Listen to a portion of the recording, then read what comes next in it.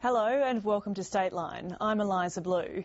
It seems an odds-on bet that Julia Gillard will call an election tomorrow, meaning a group of specialists are getting ready to pick your brains in the coming weeks.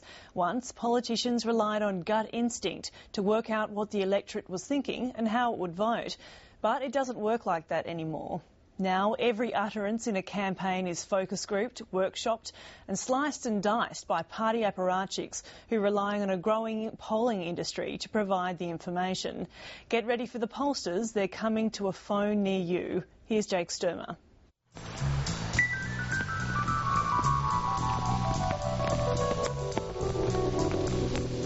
Get ready for a storm. But you won't need to clear the gutters or take an umbrella. Just deal with a hail of opinion polls. With the federal election expected to be called within days, polling companies are hitting the phones and doing the numbers. But how much do people care? Riders on the storm. How powerful are opinion polls? Just ask Kevin Rudd. Polls are up, polls are down. Last week's damaging news poll revealing Labor's primary vote had fallen to the mid-30s was no one-off. Kevin Rudd's personal standing has eroded too. His disapproval rating is up by 13%. His approval down by a similar amount. Well, you can see news poll, you can see AC Nielsen, you can see essential research, and you can see some internal research, you can see research that the unions have done. Its worth is really is immeasurable. John Halder knows the value of polling. He's a former state secretary of the ALP. The MP turned lobbyist is behind Labor's campaign to retain the marginal West Australian seat of Hasluck. It really is the stuff that allows you to plan day to day, week to week, how you're eventually going to run a campaign. Without it, you're just stabbing in the dark. But few have access to the raw numbers. That information is usually controlled by the party secretary. When I was secretary, it was immensely controlled. What I chose to let out was very limited and very much what I wanted out there amongst a very small number of people. So while internal party polling remains a closely guarded secret, more and more public opinion polls appear every day.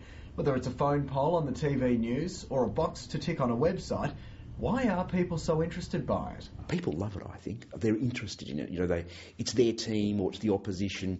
It actually says who's winning and losing. So it does tend to fascinate people. It's about their favourite topic themselves. When we ask questions, it's about what I think. And when that gets published, people like to see that feedback about how they feel about their leaders, how they feel about the major topics.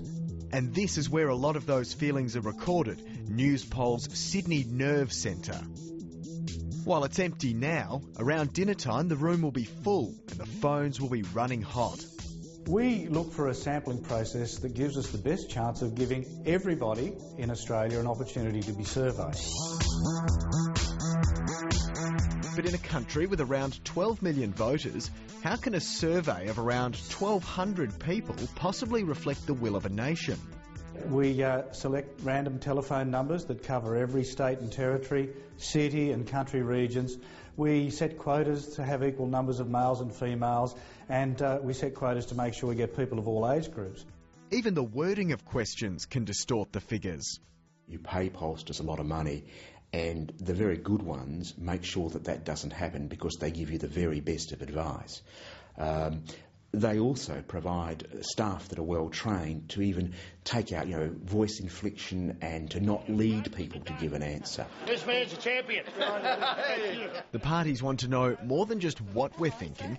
They want to know why we're thinking that way. And they get that information thanks to focus groups. Okay, on your post-it notes, can you please write for me the main purposes or the main reasoning behind why you'd be energy efficient? And if you could pick your top one, and we'll go around the room and share what they are. The obvious one, I guess, just saving money. I suppose with the energy bills going up as much as they are. The numbers are one thing, and they give you an idea of where you should head. The focus groups and the qualitative polling allows you to really hone the message and get it right. Hi there, this is calling from Cinewet, just a research firm in Perth. How are you today? Call centres and focus groups are the chief tools of the booming market research industry. The Australian Market and Social Research Society estimates turnover is now around $750 million a year.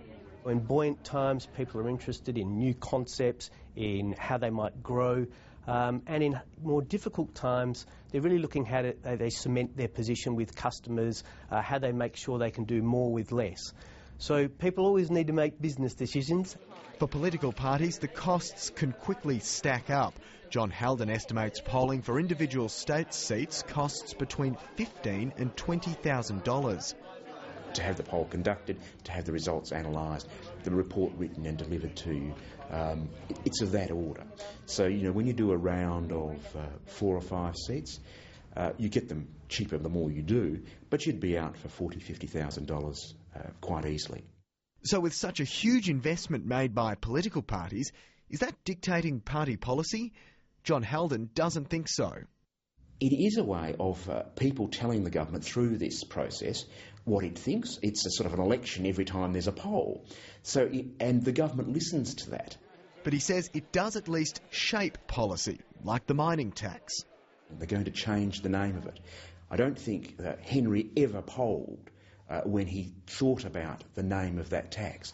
I don't think the government polled either. It's a very silly name. It's a very unacceptable name, super profits tax. It inflames people. So that's being changed. So whether you see it as opinion poll-based policy or politicians genuinely concerned with what the electorate is thinking, either way...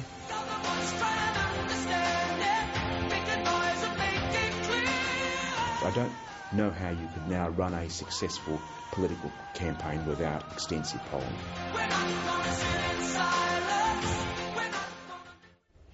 Jake Sturmer there.